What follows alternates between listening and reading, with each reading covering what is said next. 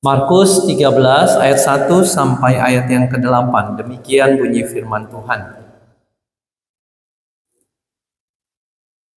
Lembaga Alkitab Indonesia memberi judul Khotbah tentang akhir zaman. Bait Allah akan diruntuhkan.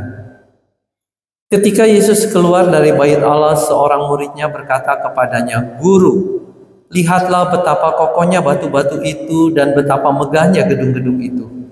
Lalu Yesus berkata kepadanya, "Kau lihat gedung-gedung yang hebat ini, tidak satu batu pun akan dibiarkan terletak di atas batu yang lain.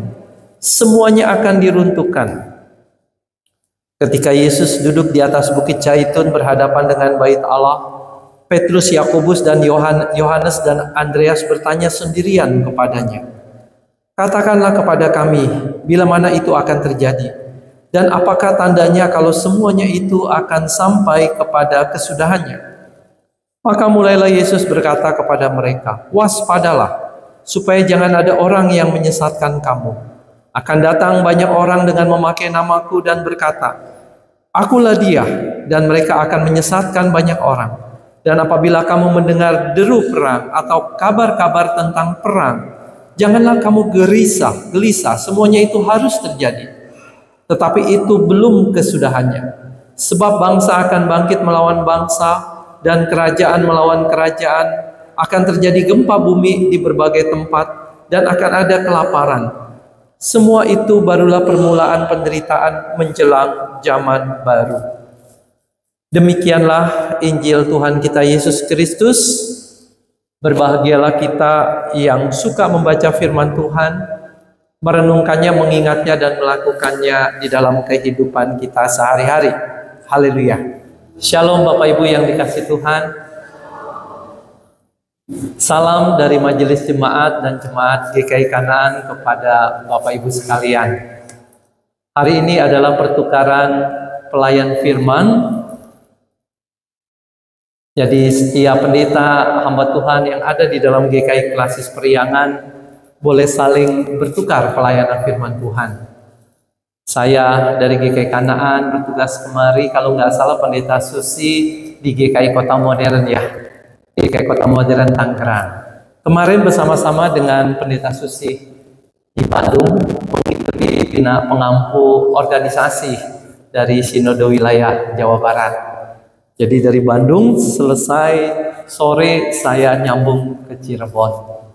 Senang bersama Bapak Ibu boleh membaca firman Tuhan dan boleh belajar firman Tuhan. Saudaraku, tema bacaan firman Tuhan pada hari ini adalah segala kemegahan akan runtuh.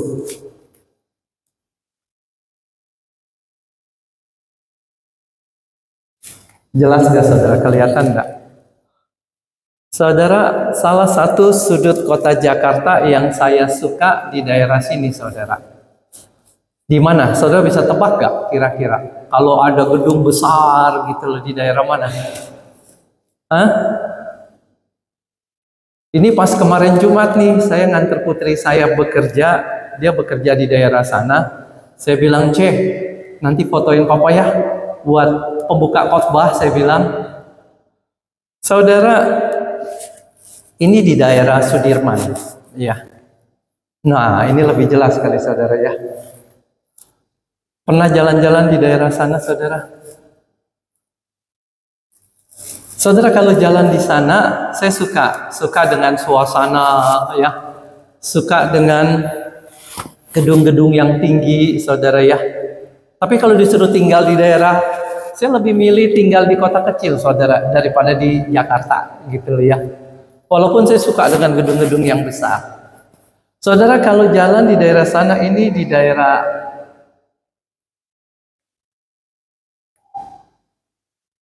nggak keluar ya tulisannya ya, SJBD, saudara. Jadi di daerah Sudirman, saudara, ini dekat Hotel Ritz-Carlton, saudara ya. Kalau jalan di sana, saudara, rasanya seperti bukan di Indonesia, gitu ya. Gedung-gedung yang tinggi, saudara, yang besar-besar, yang begitu megah, saudara ya. Atmosfernya agak lain. Bapak Ibu yang dikasihi oleh Tuhan, saya membayangkan ya, Mungkin ketika Yohanes, Yakobus, Simon Petrus, Andreas ketika berjalan di sekitar bait Allah. Saudara, ini bait Allah yang kedua yang dibangun, mungkin lebih tepatnya diperbaiki lagi, direnov lagi oleh Raja Herodes, ya. Ini the second temple. Jadi bait Allah yang kedua, yang pertama dihancurkan, yang kedua setelah bangsa Israel dari pembuangan balik lagi, saudara, mereka membangun. Nah, Herodes memperbaiki dengan megah sekali. Tembok-temboknya dilapisi emas, saudara. Jadi kalau sore hari tersorot matahari, dia memancarkan sinar berkilauan. Dan ini sangat megah sekali, saudara. Ya, maka saudara, ketika Yesus dengan para murid ke sana, saudara, ya, para murid kagum.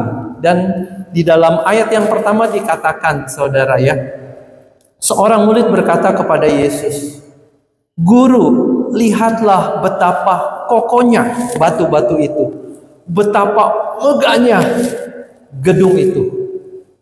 Jadi saya membayangkan, saudara, seperti mungkin, saudara, ya, ketika saya berjalan di daerah Sudirman dengan gedung-gedung yang megah, ya, yang menggambarkan kota yang megah gitu, saudara, yang maju, metropolitan, saudara.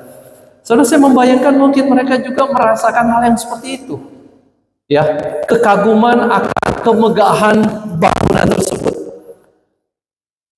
Nah, ini dari sisi lain, saudara, ya, dari sisi lain kalau saudara lihat, ya, begitu besar, begitu kokoh, begitu megah, ya. Karena pada waktu itu zaman Tuhan Yesus ini sungguh dahsyat, saudara. Tetapi yang menarik adalah apa yang Yesus katakan, saudara. Ya, di dalam ayat yang kedua, Yesus berkata kepadanya, "Kau lihat gedung-gedung yang hebat ini. Tidak satu batu pun akan dibiarkan terletak di atas batu yang lain. Semuanya akan diruntuhkan." Kira-kira kalau saudara jadi salah satu murid Yesus itu, kaget gak? Kira-kira ketika ada orang yang berkata kepada saya ketika lagi jalan-jalan di SCBD Sudirman, akan berkata, gedung-gedung ini akan runtuh dan tidak ada lagi. Pasti saya akan kaget, saudara. Betul gak? Mereka juga kaget, saudara. Lalu ketika mereka keluar dari kota di Bukit Zaitun, maka keempat murid itu bertanya, "Tuhan, kapan waktunya itu terjadi? Kapan bangunan ini akan hancur semuanya?" Nah, saudara, disinilah Yesus mulai bicara tentang kehancuran bait Allah. Jadi kalau saudara baca pasal yang ke-13 ini, saudara, ya, ini adalah khotbah Yesus tentang akhir zaman. Jadi ketika Yesus bicara tentang bait Allah, sebenarnya ada double tafsiran. Jadi ada nubuatan ganda, saudara. Saudara, yang pertama memang Yesus bicara tentang kehancuran bait Allah. Bahwa bait Allah itu akan dihancurkan, saudara. Dan ini memang peristiwa yang mengerikan pada waktu itu. Dan itu terjadi. Puluhan tahun kemudian, saudara, ya, setelah Yesus naik ke surga, ya, anggaplah tahun 0, ya, saudara. Sebenarnya Yesus lahir itu nggak tepat tahun 0 Masehi, ya. Mungkin ke-4 atau ke-5 atau ke-6 sebelum Masehi, saudara, ya. Saudara, di tahun 70, ya. Tahun 70 Yerusalem itu diinvasi lagi oleh pasukan Romawi. Dan Jenderal Titus menghancur habiskan bait Allah itu. Dibakar, emasnya diambil, saudara. Dan yang lebih mengerikan adalah bahwa mereka mengepung kota Yerusalem itu. Enggak ada penduduknya yang bisa keluar, saudara. Kalau keluar ditangkap atau dibunuh. Jadi mereka dikepung, saudara. Kenapa? Karena orang Yahudi nggak ada yang mau menyerah, saudara. Dan yang terjadi apa? Dibiarkan kelaparan. Saudara, bayangkan, dibiarkan stok makanan habis sampai di sana mati kelaparan. Jadi ada dalam catatan sejarah, saudara, ya, sampai seorang ibu memasak putrinya sendiri. Bayangin. Lalu dagingnya dibagikan ke tetangga. Saking sampai kelaparannya. Semuanya mati karena kelaparan, itu mengerikan sekali. Tetapi mereka yang waktu itu percaya dan menangkap akan perkataan Yesus nggak ada di Yerusalem, mereka selamat. Tapi yang ada di Yerusalem, yang ada dekat bait Allah itu dihancurkan semuanya, saudara. Jadi Bapak Ibu yang dikasih oleh Tuhan, Yesus bicara akan masa depan dan itu terjadi. Dan yang kedua adalah Yesus bicara tentang kedatangannya kembali. Tentang bagaimana zaman ini akan berakhir, saudara. Yesus bicara tentang tanda-tanda zaman ini berakhir. Saudara, ketika menyiapkan khotbah ini, saya coba tanda-tanda zaman yang menandakan akan akhir zaman itu. Ya, tanda-tanda zaman ini, saudara, bukan untuk menghitung kapan Yesus datang.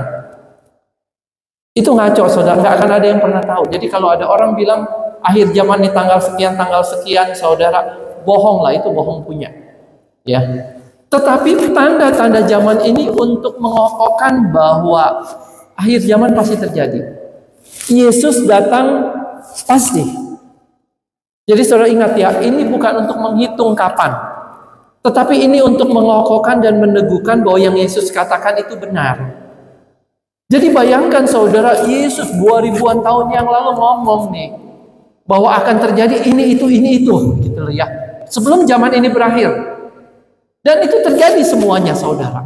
Apa yang Yesus katakan itu terjadi. Nah, saudara, saya melanggungkan ya, tanda-tanda zamannya apa aja. Saudara, yang pertama, saudara, tanda-tanda zaman yang menyatakan kasih karunia Allah. Jadi, proklamasi Injil kepada seluruh bangsa. Jadi, salah satu tanda zaman ini akan berakhir adalah ketika Injil itu disebarkan ke seluruh dunia. Sudah belum, saudara? Susah memang mengeceknya. Tetapi saudara, dengan ini mungkin nggak? Sangat mungkin. Sangat mungkin sekali. Cuma kita nggak tahu nih udah sampai seberapa. Tapi Tuhan katakan, kalau proklamasi Injil kepada seluruh bangsa tersebar semua, zaman itu akan berakhir. Lalu yang kedua juga saudara, Yesus berkata, keselamatan bagi orang Yahudi. Bukan Yesus berkata, saudara, dalam firman Tuhan itu, keselamatan bagi orang Yahudi. Jadi walaupun Tuhan mengasihi semua bangsa, bangsa Israel adalah umat pilihan Tuhan. Dia tetap spesial. Saudara, Tuhan katakan zaman ini berakhir kalau sejumlah tertentu orang Yahudi percaya kepada Yesus. Saudara, data yang saya baca ya, sumber resources buku yang saya baca, saudara ya, walaupun ini nggak up to date banget, ini majalah Time edisi 12 Juni 1972 ya, dikatakan begini, Rabbi Shlomo Kunin dari kampus UCLA, ya ini Amerika ya saudara ya, menyatakan anak-anak muda Yahudi yang menjadi Kristen itu mencapai 6.000 sampai 7.000 setahun. Jadi saudara, tahun 1972 ya, dari majalah Times 12 Juni itu dikatakan ya oleh Rabbi Shlomo Kunin, saudara ya, bahwa setahun itu ada 6.000 sampai 7.000 orang Yahudi yang percaya kepada Kristus. Biasa disebut Messianic Jews, saudara. Karena orang Yahudi punya kepercayaannya sendiri. Lalu saudara, A.B. Snyder dia mengatakan jumlah orang Yahudi yang menjadi Kristen 9 bulan terakhir ini, maksudnya 12 Juni 1972 ya, lebih banyak daripada sepanjang 23 tahun sebelumnya. Jadi terjadi sebuah kebangunan yang besar, bagaimana begitu banyak orang Yahudi yang percaya kepada Kristus. Karena mereka agamanya adalah agama perjanjian lama, saudara. Setiap tahun bertambah itu, saudara. Nah, Yesus sudah menubuatkan dan ini memang ada tandanya. Tetapi berapa jumlahnya? Nggak tahu, saudara. Ya, saudara, itu tanda zaman ya menyatakan kasih karunia. Nah, tanda yang kedua, saudara, ya, tanda zaman yang kedua mengindikasikan perlawanan terhadap Allah. Maka menjelang akhir zaman akan ada pemberontakan terhadap Allah, perlawanan terhadap Allah. Ada masa sengsara, saudara. Saya baru pulang dari Bina Pengampu Organisasi, saudara, ya. Salah seorang penatua GKI cerita sama saya. Ini di tempat dia tinggal. Dia minoritas, saudara. Ya. Dia bilang, Pak Pendeta, saya ini orangnya dablek, keras kepala. Ya. Mungkin karena itu juga Tuhan pakai. Jadi dia nggak gampang nyerah, saudara. Saudara, di daerah yang minoritas, dia bekerja sebagai guru. Saudara bayangin, guru di sekolah negeri, saudara, ya. Dan daerah itu sangat radikal, kafir, ya. Saudara, dia di sekolah negeri jadi guru agama Kristen. Lalu Tionghoa lagi, saudara. Wah, dia bilang, Pak Andi, habis saya. Sama orang tua murid juga diperlakukan diskriminasi, seringkali juga disudutkan dengan rasis, dengan isu SARA. Bahkan dia katakan ada satu rekannya gitu ya, guru agama, saudara, ya. Wah, yang anti sekali sama dia, saudara. Cuma ya saya katakan tadi, orang ini keras kepala. Dia bilang, saya ini keras kepala. Saya nggak akan mundur. Malah digituin, malah saya tetap maju, saudara.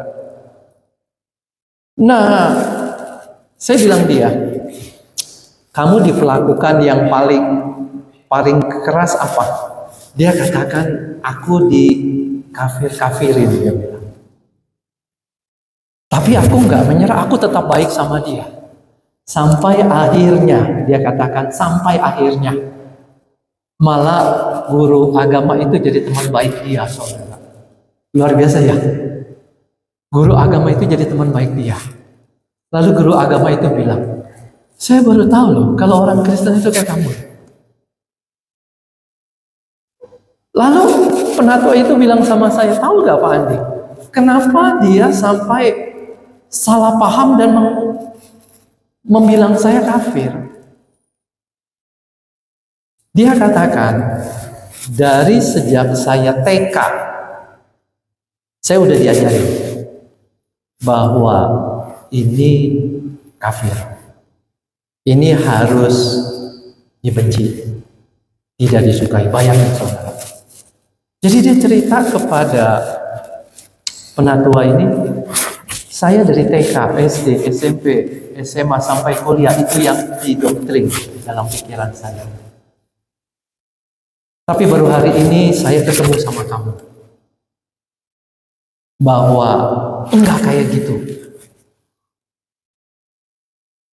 Saudara, ini bentuk salah satu yang Tuhan katakan bahwa kita akan dibenci, ya. Ini masih yang soft, saudara, masih yang pemerintah juga masih membantu memerangi radikalisme agama.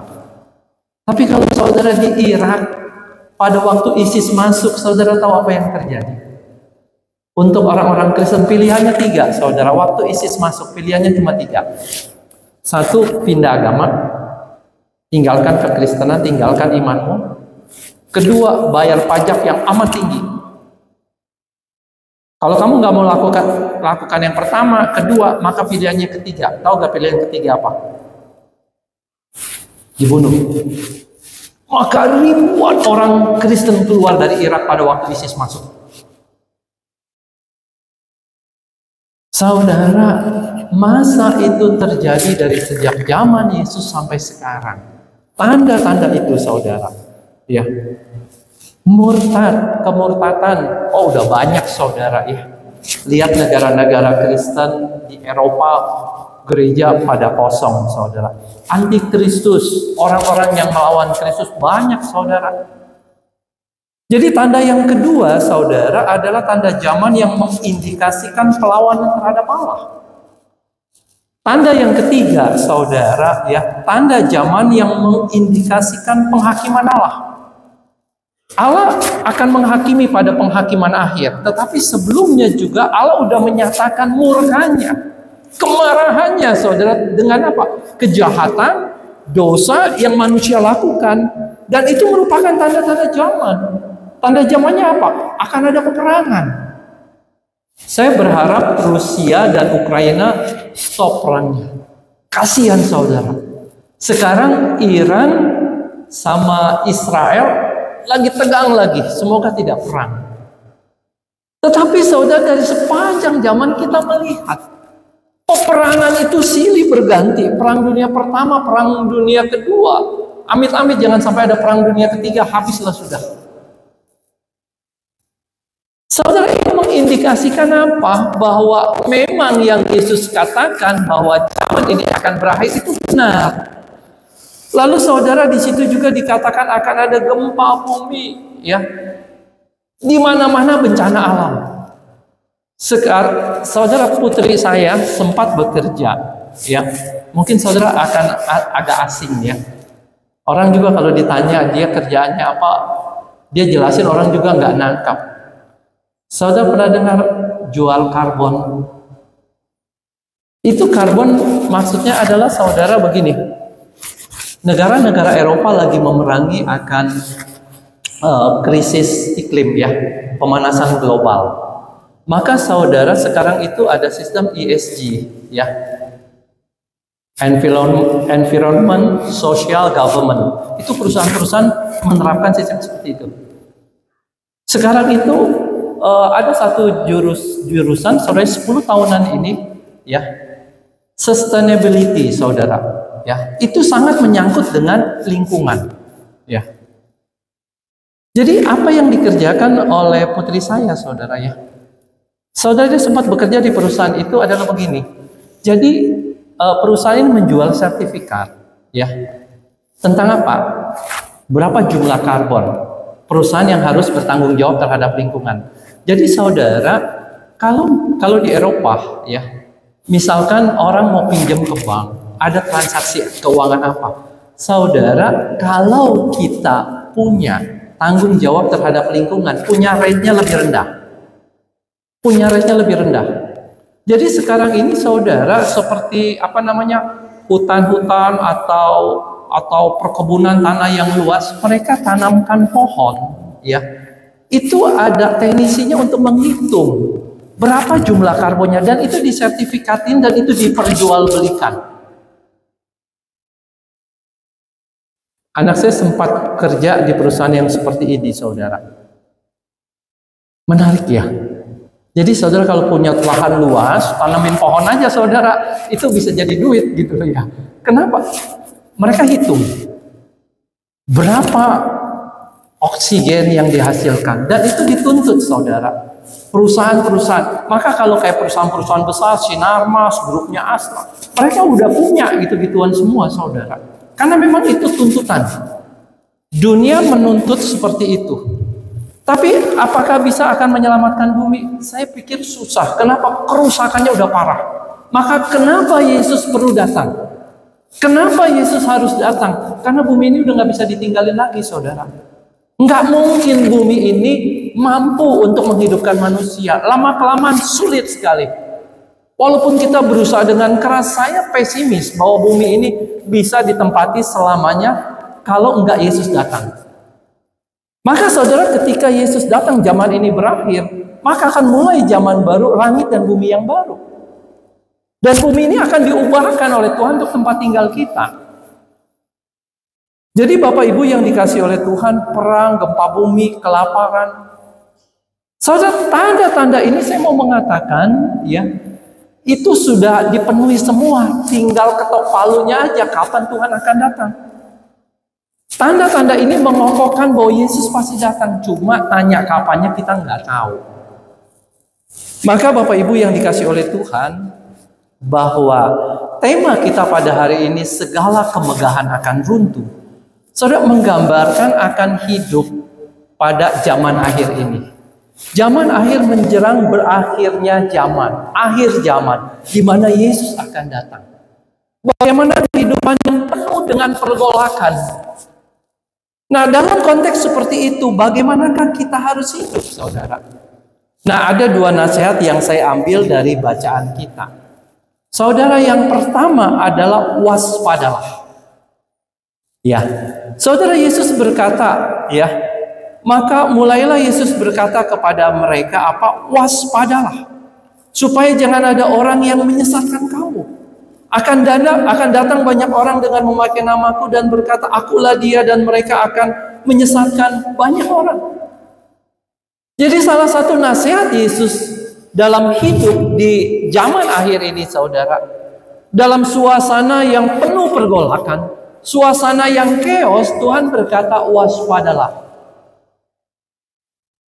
Akan ada banyak penyesatan-penyesatan yang munculnya dari gereja juga, saudara.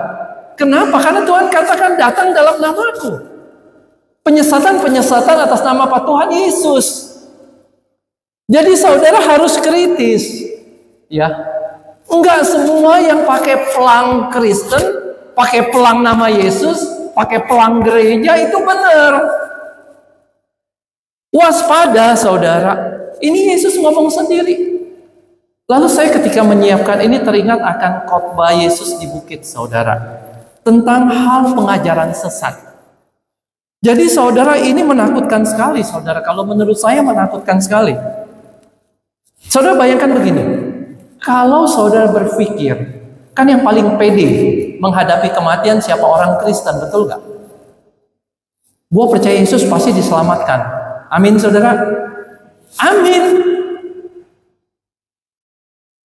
Kita paling pede, saudara, menghadapi kematian itu paling pedenya. Kenapa? Akulah kebangkitan dan hidup. Akulah jalan kebenaran dan hidup, saudara. Saya mengaminkan itu. Saudara percaya kepada Kristus, tapi pertanyaannya, Kristus percaya gak kepada saudara? Bahwa saudara adalah orang percaya. Saudara boleh sah-sah aja mengklaim gua anak Tuhan, gua murid Tuhan.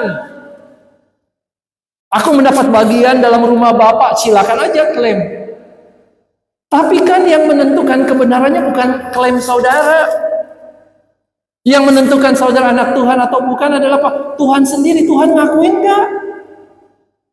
Maka saya bilang, ketika Yesus bicara tentang pengajaran sesat, ngeri. Ketemu Tuhan, Tuhan bilang apa? Aku nggak kenal kamu. Dalam ayat ini Tuhan katakan,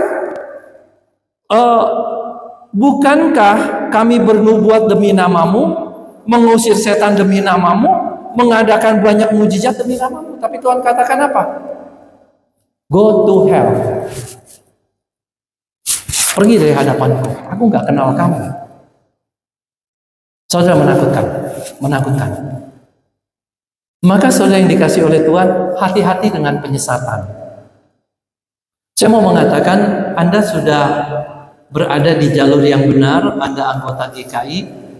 GKI sudah diuji keberadaannya, pengajarannya puluhan tahun. Ya, saya katakan tekuni ajaran GKI. Banyaklah belajar, saudara. Jangan jadi orang Kristen yang buta Alkitab. Jangan jadi orang Kristen yang gak tahu pengajaran. Bahaya, saudara. Jadi itu nasihat Tuhan Yesus yang pertama adalah waspada. Yang kedua, saudara, nasihat Tuhan Yesus yang kedua, ini yang terakhir. Ya, janganlah gelisah.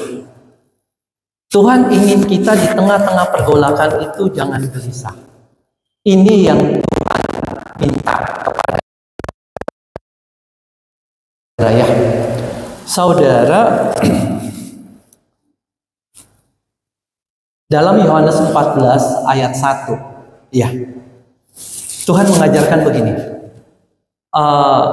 Ketika para murid khawatir dan gelisah karena akan ditinggalkan oleh Yesus, ya, Tuhan Yesus berkata, jangan gelisah hatimu, ya, percayalah kepadaku. Tuhan ingin menyampaikan begini, saudara. Ya, Tuhan ingin menyampaikan begini. Terkadang di dalam chaos, terkadang di dalam masalah, kita nggak tahu ke depan apa yang akan terjadi. Tetapi yang Tuhan pingin adalah kamu percaya kepadaku. Itu iman. Yesus ketika mencatat Yohanes 14 ayat yang pertama, ya, nanti saudara buka Yohanes 14 ayat pertama sampai yang berikutnya. Kalau sebelumnya tuh para murid gelisah, khawatir karena mereka mau ikut Yesus. Yesus katakan nggak bisa. Bahkan Petrus katakan, Tuhan, mati pun aku akan ikut kamu. Tapi Yesus katakan, Petrus, sebelum ayam berkokok kamu menyangkal aku 3 kali. Jadi ada sesuatu yang bahaya yang besar yang menimpa sampai Petrus dikatakan akan menyangkal.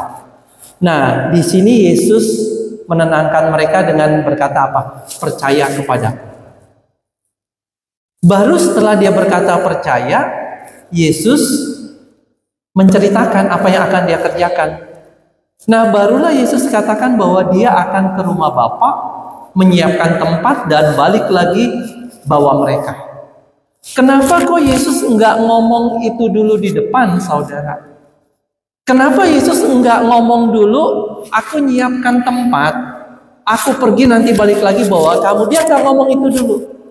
Dia enggak jelaskan apa yang terjadi dulu. Tetapi yang dia kedepankan adalah percaya kepadaku.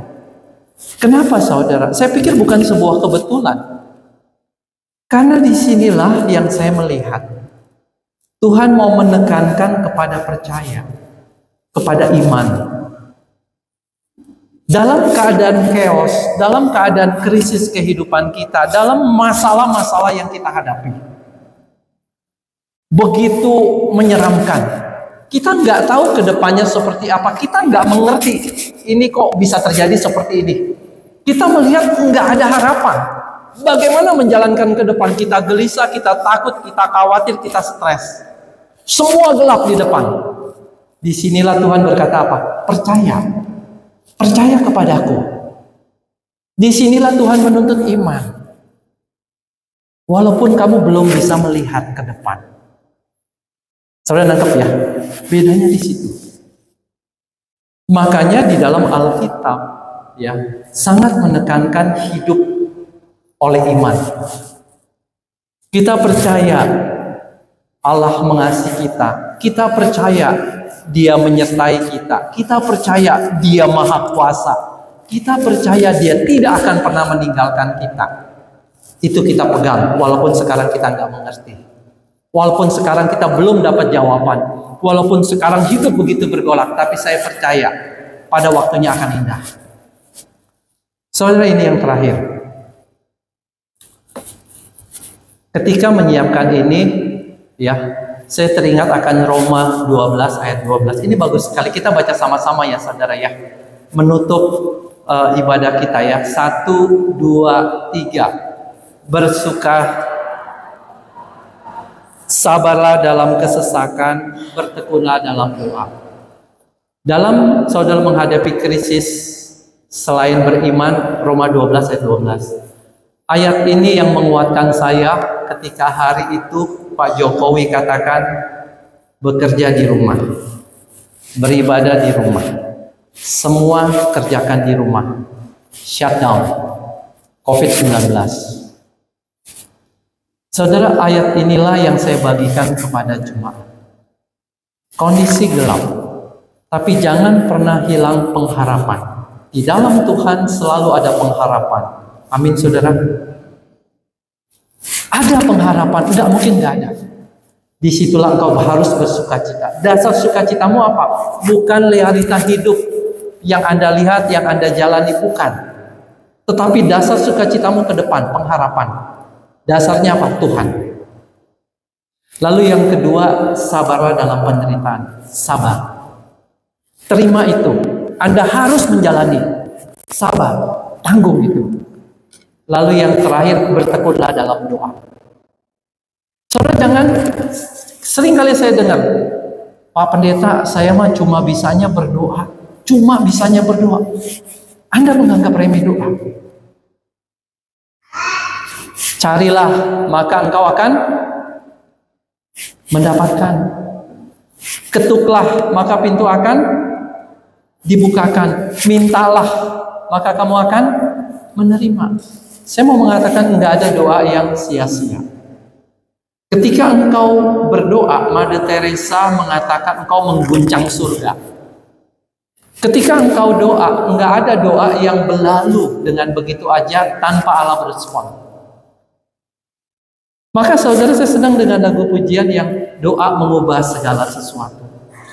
Ada kuasa di dalam doa. Makanya Rasul Paulus katakan bertekunlah dalam doa.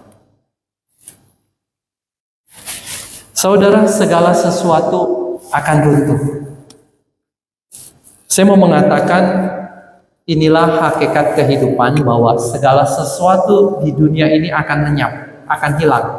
Kenapa? Karena fana. Tidak ada yang kekal. Ya. Hakikat hidup ini adalah kehilangan. Saudara akan kehilangan barang-barang yang saudara miliki. Pointer ini akan lenyap, saudara. Sekarang bisa dipakai, 10 tahun lagi nggak bisa dipakai, dibuang. Orang-orang yang saudara kasihi nggak akan selamanya ada bersama saudara. Dia akan hilang. Dia akan menikah, punya keluarga sendiri, punya kehidupan sendiri. Pasangan kita, dia akan hilang. Bahkan yang paling kita kasihi, yang paling kita pertahankan, betul tidak?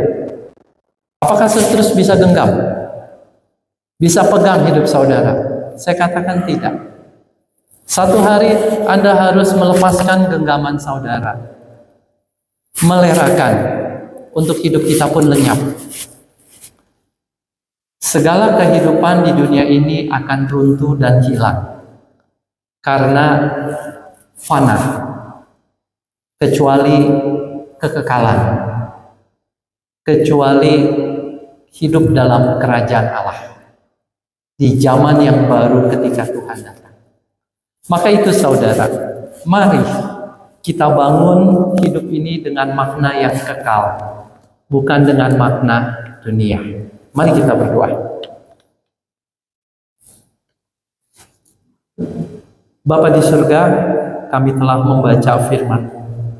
Kami telah berefleksi daripada firman-Mu.